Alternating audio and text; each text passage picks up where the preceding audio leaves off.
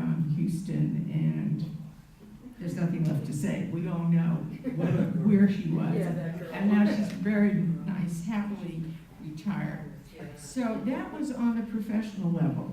His talking, as Murph said, about bringing women into the field was legit. And then there was also a look at what was happening on the lay level.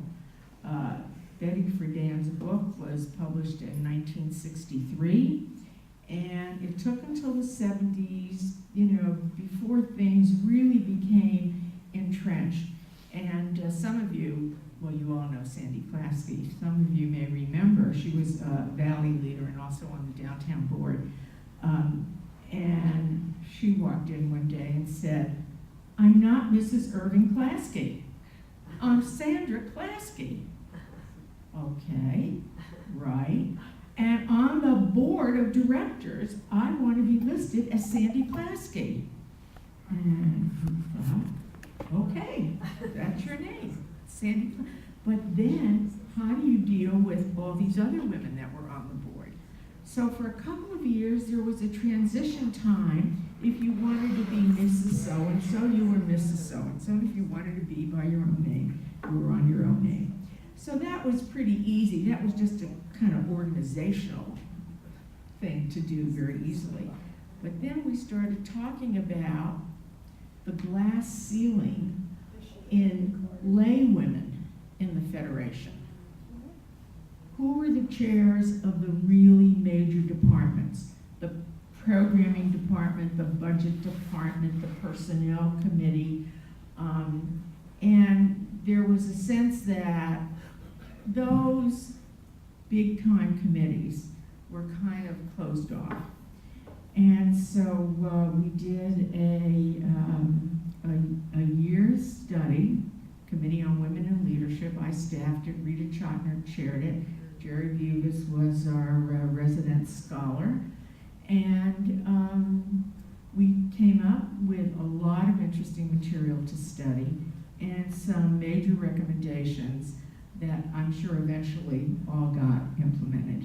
I think. I mean, when you looked on, you began to see women in lay leadership really moving into very powerful positions. So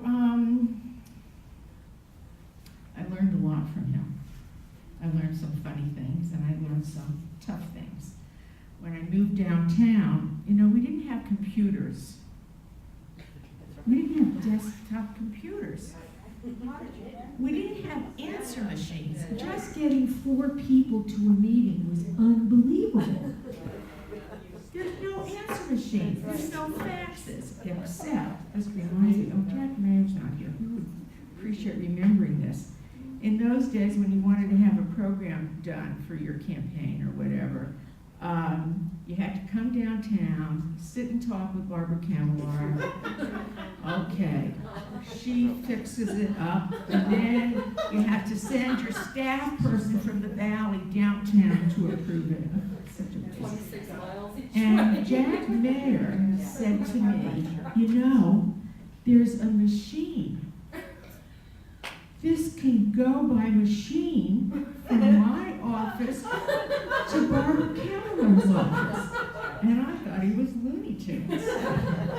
That was the first fax.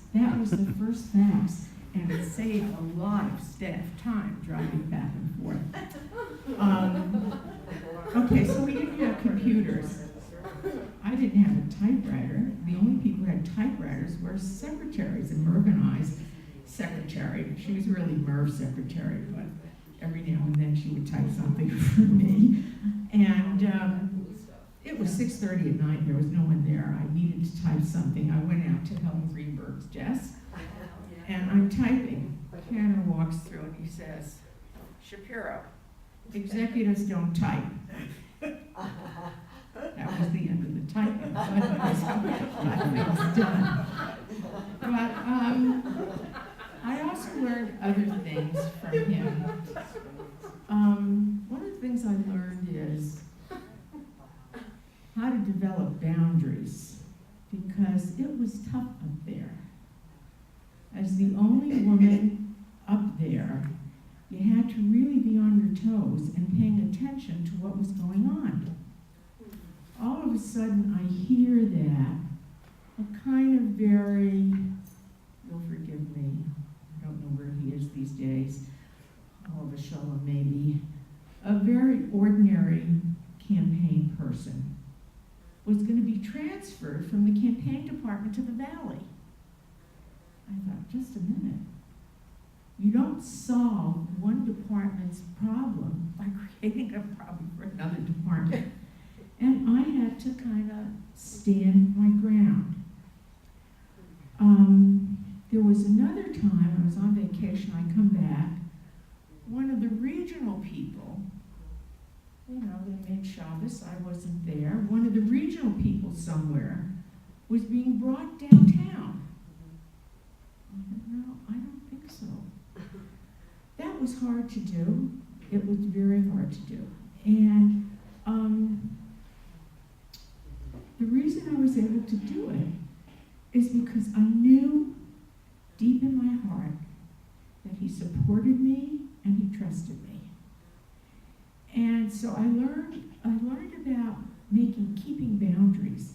And this is a little funny aside. Years later, when I was at AJ Congress, the national group, someone wanted me to do something in LA, which is absolutely ridiculous. And I said, no, I'm not going to do it. And he said to me, Shapiro, how did you get so tough? I said, I played on the 9th floor with the big boys. I get